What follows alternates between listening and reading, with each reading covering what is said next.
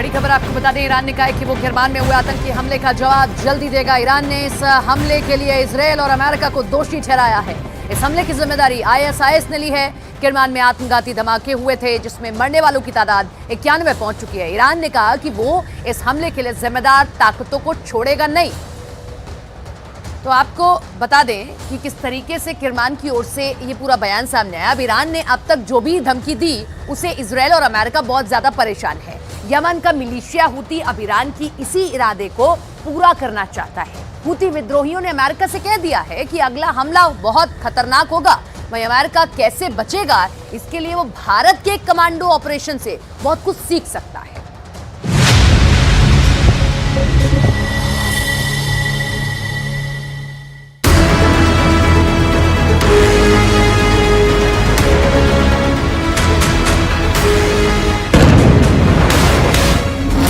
ये वो वीडियो है जिसे देखकर बाइडन हिम्मत जुटा सकते हैं।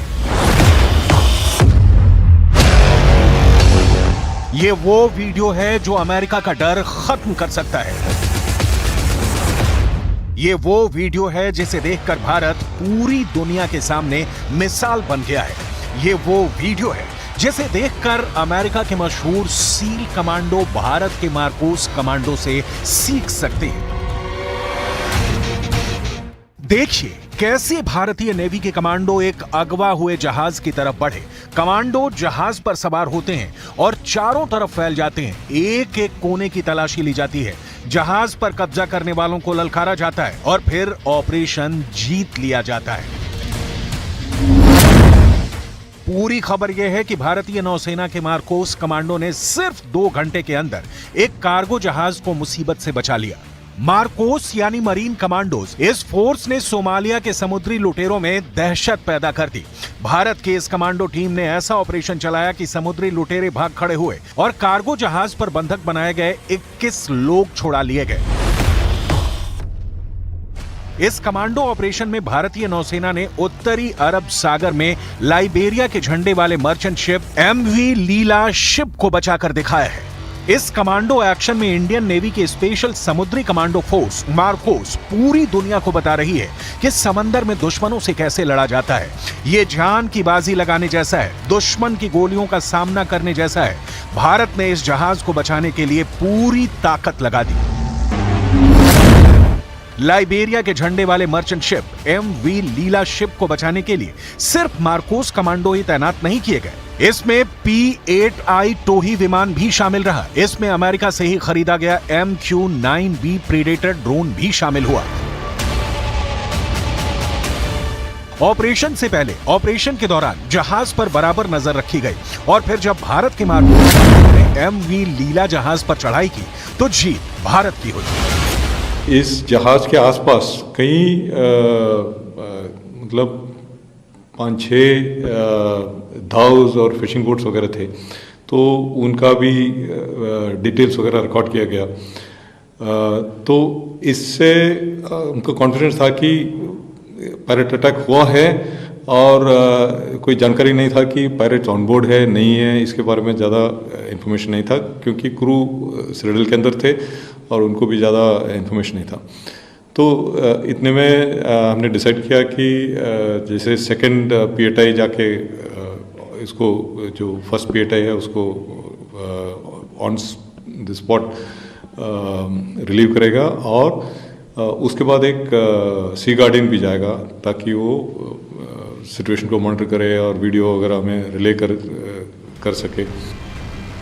सवाल है कि ऐसी हिम्मत अमेरिका क्यों नहीं दिखा पाया जो इस वक्त लाल सागर में मौजूद होने के बावजूद यमन के हूथी विद्रोहियों से घबराया हुआ है। क्या अमेरिका के सील कमांडो भारत के मार्कोस कमांडो से कमजोर हैं? क्योंकि यहां तो मार्कोस कमांडो ने 2 घंटे में ऑपरेशन करके दिखाया है।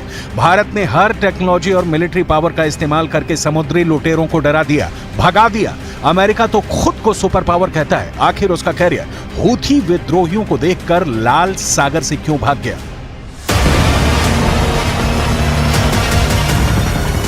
जब गाजा में इजरायल की बमबारी चल रही है, जब लेबनान बॉर्डर पर इजरायल और हिजबुल्लाह की टक्कर हो रही है, तब हिंद महासागर के एक पश्चिमी कोने में इस वक्त तूफान मचा हुआ है। हालात बहुत ज्यादा खराब है और अब यहां युद्ध का ऐसा खतरा है कि सवाल खड़े होने लगे हैं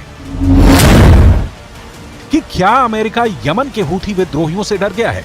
यह सवाल इसलिए क्योंकि उसके फैसले तो यही साबित करते हैं। इस वक्त अमेरिका को एशिया के 3 इलाकों में चैलेंज मिल रहा है। चैलेंज नंबर 1 अरब सागर, चैलेंज नंबर 2 आदेन की खाड़ी, चैलेंज नंबर 3 लाल सागर। इस वक्त हूथी विद्रोही लाल सागर में इजरायल से जुड़े जहाजों को टारगेट बना रहा है। इसीलिए अमेरिका ने अपनी नौसेना लाल सागर में तैनात की हुई है। यमन के हूथी विद्रोहियों ने कह दिया है कि जो भी लाल सागर में अमेरिका के साथ आएगा उस पर हमला जरूर होगा।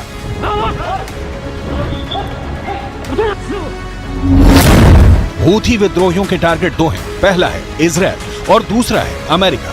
हूथी विद्रोहियों ने इजरायल के शिप को टारगेट करना शुरू कर दिया है। वो अमेरिका को भी अपना दुश्मन नंबर 2 मानता है। عملية استهداف لسفينة CGM تيج كانت متجهة إلى موانئ فلسطين المحتلة. إن عملية الاستهداف جاءت بعد رفض طاقم السفينة الاستجابة لنداءات القوات البحرية اليمنية بما في ذلك الرسائل التحذيرية النارية. हूथी विद्रोही लगातार इजरायल पर हमला कर रहे हैं। वो क्रूज मिसाइल भी फायर कर रहे हैं। बैलिस्टिक मिसाइल से भी इजरायल के दक्षिणी इलाके पर अटैक कर रहे हैं। साथ में इजरायल और अमेरिका को लगातार धमकियां दे रहे हैं। यमन के हूथी विद्रोहियों ने 15 देशों को ललकारा है। यानी हूथी विद्रोहियों ने 15 देशों से युद्ध लड़ने की तैयारी कर ली है।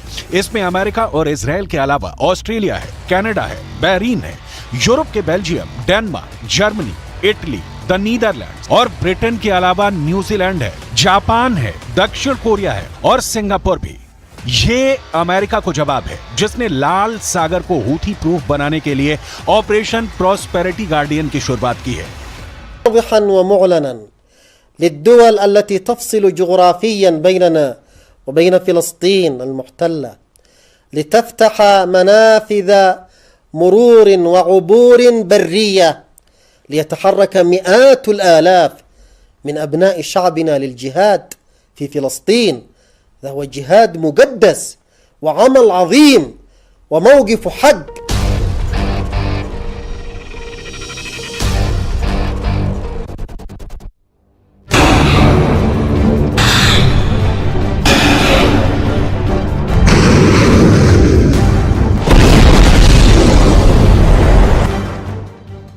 अमेरिका ने जब से इस मल्टीनेशनल फोर्स को बनाने की पहल की है वो हूथी विद्रोहियों के टारगेट पर आ गया है और हैरत है कि अब तक वो उनको डराने में नाकाम रहा है। हूथी विद्रोहियों ने कह दिया है कि वो अब इन देशों के जहाजों को टारगेट बना सकता है और ऐसा वो लाल सागर में करेगा, ऐसा वो आदेन की खाड़ी में करेगा। ये वो देश हैं जो अमेरिका के उस गठबंधन का हिस्सा बन चुके हैं जो लाल सागर में हूथी विद्रोहियों के हमले को नाकाम करना चाहते हैं और इसके लिए ये गठबंधन यमन पर हमला करने की भी धमकी दे रहा है।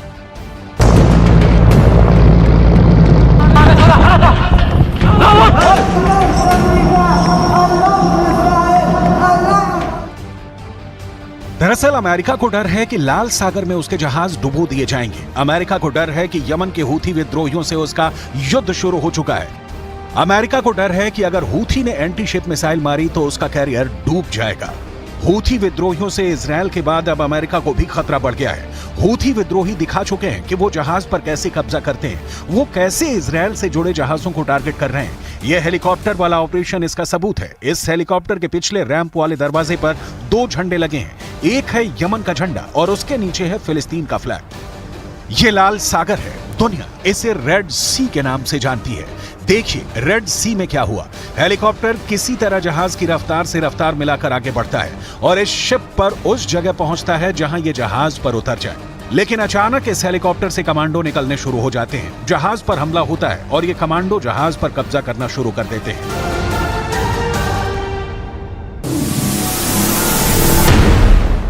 AK-47 और बाकी हथियारों से लैस ये कमांडो जहाज पर आगे बढ़ते हैं। हेलीकॉप्टर फौरन जहाज से उड़ जाता है। क्या हो रहा है किसी को नहीं मालूम। ये कमांडो जल्दी से जहाज के ब्रिज की तरफ बढ़ते हैं। ब्रिज यानी वो जगह जहां से पानी के जहाज को कंट्रोल किया जाता है।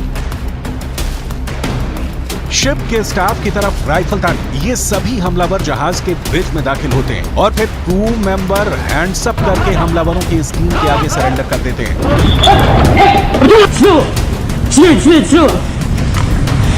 शिप के ब्रिज पर कंट्रोल करने के बाद इन हमलावरों का कब्जा बाकी जहाज पर होने लगता है। ऐसे हमलों को रोकने में अमेरिका और यूरोप के देश नाकाम साबित हुए हैं। अमेरिका सुपर पावर होने के बावजूद हूथी विद्रोहियों का सामना नहीं कर पा रहा। यमन के हूथी विद्रोही जब किसी जहाज पर कब्जा करते हैं या उस पर हमला करते हैं तो उसे चारों तरफ से उनकी स्पीड बोट घेर लेती है और फिर जहाज उनके कंट्रोल में आ जाता है। ऐसे में भारत के कमांडो ऑपरेशन को देखकर अमेरिका सीख सकता है। भारत ने बता दिया है कि जहाज पर कब्जा हो तो कैसे लड़ा जाता है, लेकिन अमेरिका ये हिम्मत हूथी विद्रोहियों के खिलाफ दिखाने में अब तक नाकाम रहा है और इसका खामियाजा अब इजरायल ही नहीं पूरा यूरोप भुगत रहा है।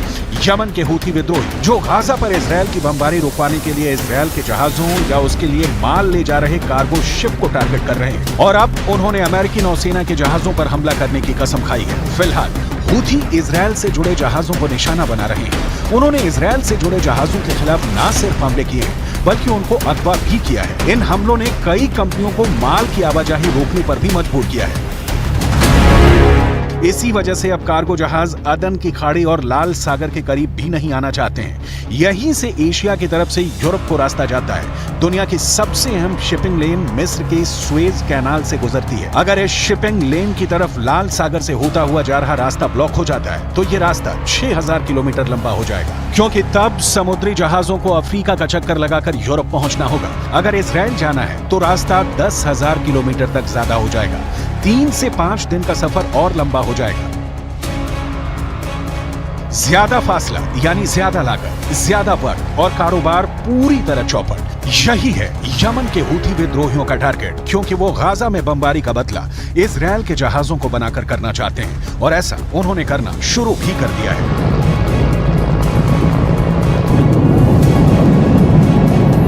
ऐसे में भारतीय नौसेना का वीडियो अमेरिका के लिए एक सबक है।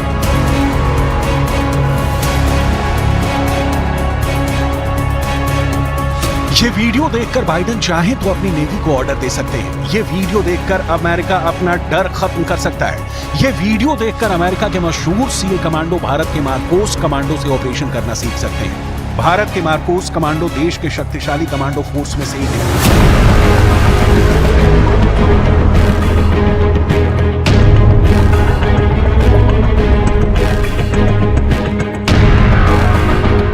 1987 में बने मार्कोस बहुत ही तेजी से ऑपरेशन करते हैं। इन्हें अमेरिका के नेवी सील्स की तर्ज पर ही तैयार किया गया था, लेकिन हैरत की बात यह है कि आज ये ऐसे ऑपरेशन को अंजाम दे रहे हैं जो खुद अमेरिका लॉन्च करने से घबराने लगा है। दरअसल इस वक्त लाल सागर में बहुत आग है। इस वक्त लाल सागर के आसपास बहुत गुस्सा है। इस वक्त लाल सागर में वॉर जोन भड़कने की कगार पर है।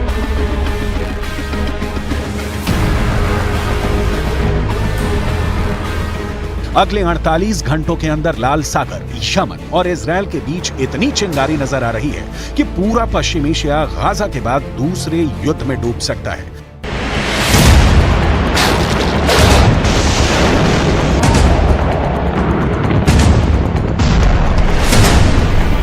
गाजा में चल रही जंग के बाद दुनिया में कारोबार के लिहाज से हालात कितने गंभीर हो चुके हैं, इसका खतरा सब महसूस करने लगे हैं। इजरायल ने दुनिया के प्रेशर के सामने झुकने से मना कर दिया है। लिहाजा अब हूथी विद्रोही, जिनकी ईरान से बेहद करीबी है, उन्होंने इजरायल के शिप को टारगेट करने का फैसला किया है। वो जानते हैं कि उनके करीब से गुजरती शिपिंग लेन दुनिया की लाइफलाइन है और यहाँ पर हमला करने का मतलब इजरायल और अमेरिका के गले पर हमला करने जैसा है। Houthi seizure of the motor vessel Galaxy Leader in the Red Sea is a flagrant violation of international law. We demand the immediate release of the ship and its crew, and we will consult with our allies and UN partners as appropriate on next steps. देखा जाए तो अब लाल सागर में America अकेला पड़ गया है, क्योंकि जब अमेरिका घबराया हुआ है तो बाकी छोटे देश कैसे हूथी विद्रोहियों के एंटी शिप मिसाइल का सामना करेंगे? ये सवाल अब बाइडेन से पूछे जा रहे हैं। अमेरिका ने जब से हूथी विद्रोहियों को टारगेट किया है उसके 10 लड़ाके मार गिराए हैं। तब से कहा जा रहा है कि खून खून हुआ लाल सागर। नए वॉर जोन में अब मचने वाला है महाबवंडर।